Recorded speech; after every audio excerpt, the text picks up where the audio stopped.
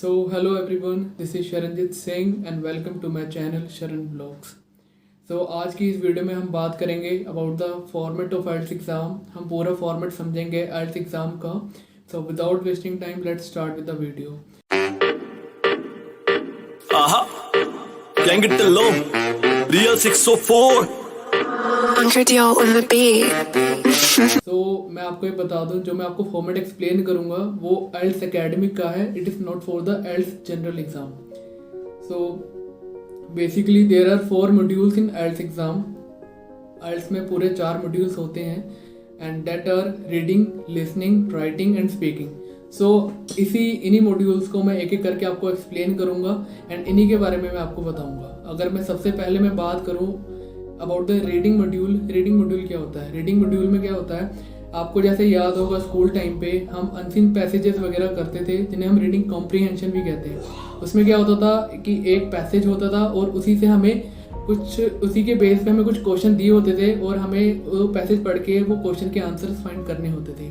तो सिमिलरली बिल्कुल वैसे ही आइल्स की रीडिंग में भी ऐसा होता है. आइल्स की रीडिंग में देयर आर 3 पैसेजेस होते हैं और टोटल उनके 40 क्वेश्चंस होते हैं जो कि हमें 1 आवर में करने होते हैं.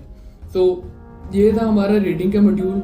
अगली मैं बात करूं that is the listening module. Listening module में क्या होता है, हमारी लिसनिंग स्किल्स चेक की जाती है कि हमें इंग्लिश कितनी समझ आती है सुन के. तो इस मॉड्यूल में क्या होता है कि कोई भी हमें इंग्लिश ऑडियो सुनाई जाती है थ्रू हेडफोन्स और एंड उसी के बेस पे कुछ क्वेश्चन दिए होते हैं. एंड क्वेश्चन कुछ भी हो सकते हैं, fill in the blanks and there are different kinds of question. And जो क्वेश्चन के आंसर्स होते हैं वो उसी इंग्लिश की ऑडियो में होते हैं जो हम सुन रहे होते हैं. जैसे कि रीडिंग में भी 40 क्वेश्चन होते हैं तो वैसे ही लिसनिंग में भी अराउंड 40 क्वेश्चन होते हैं. And there are 4 section in listening. In each section there are 10 question. हर एक सेक्शन के बाद थोड़ा टाइम मिलता है, फिर अगला सेक्शन शुरू होता है. तो ऐसे ही इसमें 40 क्वेश्चन आपको करने होते हैं सुन के. ऑडियो चल रही होती है एंड साथ ही साथ आपको जो बोल रहे होते हैं आपके सामने क्वेश्चंस होते हैं, आपको देखना होता है, सीक आउट करना होता है एंड वो आंसर्स फिल करने होते हैं. ये अराउंड 40 मिनट्स की होती है एंड 40 मिनट्स में आपकी लिसनिंग हो जाती है. अगली मैं बात करूँ वो है राइटिंग की. राइटिंग मॉड्यूल में क्या होता है, राइटिंग मॉड्यूल टोटल 1 आवर का होता है. इसमें 2 टास्क होते हैं. There are 2 task in writing module. जो टास्क 1 होता है that is for the report writing. अब रिपोर्ट राइटिंग क्या होता है कि जैसे कि आपको कोई भी ग्राफ या चार्ट वो आपको दे दिया जाता है एंड आपको उसे रिटन फॉर्म में एक्सप्लेन करना होता है अराउंड 150 वर्ड्स में. मतलब कि मैं सिंपली ऐसा कर लूँ कि आपको किसी चार्ट की या किसी ग्राफ की एक रिपोर्ट बनानी होती है, उसे लिख के एक्सप्लेन करना होता है कि ओवरऑल इस चार्ट में आपको क्या समझ आ रहा है. आपको पूरा एनालाइज करना होता है एंड उसे रिटन फॉर्म में आपको दिखाना होता है कि आप इसे कितना वेल एक्सप्लेन कर पाते हैं. और अगर मैं टास्क 2 की ऐसे बात करूं, टास्क 2 इज फॉर द ऐसे राइटिंग. किसी भी टॉपिक पे आपको कोई टॉपिक मिलता है एंड उस पर आपको पूरा ऐसे लिखना होता है. ये पूरा आपका राइटिंग टास्क होता है जिसमें 2 टास्क होते हैं, टास्क 1 एंड टास्क 2 एंड आपको दोनों टास्क विद इन 1 आवर करने होते हैं. और अगली मैं बात करूं that is for the speaking.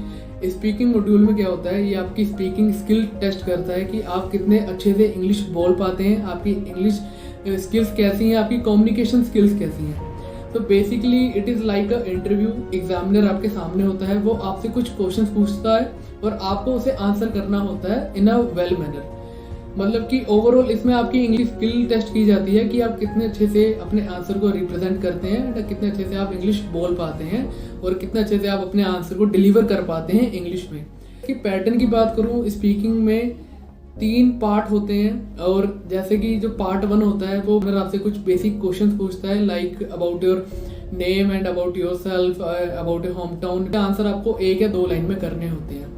अगर मैं टास्क 2 की बात करूं, टास्क 2 में क्या होता है कि एग्जामिनर आपको कोई भी टॉपिक दे देता है, जिसे कि क्यू कार्ड बोलते हैं, कि आपको कोई भी टॉपिक दे दिया एंड आपको 1 मिनट मिलेगा उस टॉपिक पे प्रिपेयर करने के लिए and after that you have to talk about it for the 2 minutes. कम से कम आपको उस टॉपिक पे 2 मिनट बोलना होता है, उसके बारे में पूरा सब कुछ एक्सप्लेन करना होता है. जैसे कि मैं एग्जांपल दूं, अगर आपको एग्जामिनर जैसे कि ये देता है कि explain about your favourite person and आपको फिर 1 मिनट मिलेगा उसे प्रिपेयर करने के लिए, उसके रफली नोट्स बनाने के लिए and after 1 minute you have to explain it around 2 minutes. आप कम से कम आपको 2 मिनट अराउंड बोलना होगा तो इसमें आपको सब कुछ डिस्क्राइब करना होगा कि आप कितने अच्छे से अपने क्वेश्चन कितने अच्छे से आप एक कोई भी टॉपिक समझाते हैं। एंड इसके बाद जो पार्ट 3 होता है, पार्ट 3 में क्या होता है, एग्जामिनर आपसे कुछ जो आपको वो टॉपिक देता है क्यू कार्ड का, एंड उसी से रिलेटेड कुछ फॉलोअप क्वेश्चंस पूछता है एंड वो आपको आंसर्स करने होते हैं। तो ये था आपका स्पीकिंग का मॉड्यूल। आपको आइडिया मिल गया होगा about the format of IELTS exam. इसी के साथ मिलते हैं नेक्स्ट वीडियो में।